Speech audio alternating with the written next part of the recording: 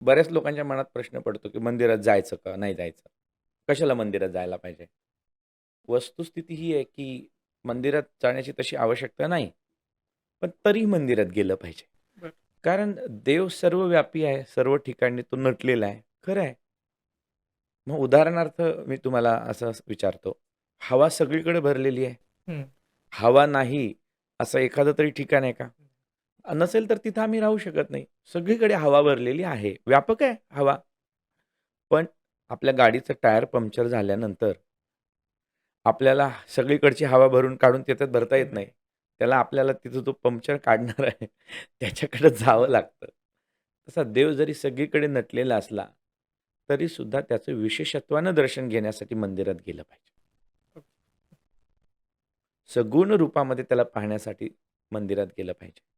आणि मंदिर, मंदिर या शब्दाचा अर्थच आहे, जिथं मनाला धीर मिळतो त्याला मंदिर म्हणा. ओके. फक्त मंदिरात गेल्यानंतर आम्ही देवाचं दर्शन घ्यायचंय. त्यानं काहीतरी द्यावं म्हणून मंदिरात जायचं नाही. त्यानं बरंच काही दिलंय म्हणून मंदिरात जायचं. हां. आम्ही मंदिरात जाऊन देवाजवळ काहीतरी मागतो. मागणारे सगळे भिकारीच. मग काही बाहेर बसून मागतात, काही आतमध्ये जाऊन मागतात. हो. पण तू एवढं सगळं दिलंय आणि तुझ्या कृपेने सगळं चाललंय, हे स्मरण ठेवून त्याचं दर्शन घेऊन जाणं याच्यासाठी मंदिरात जावं.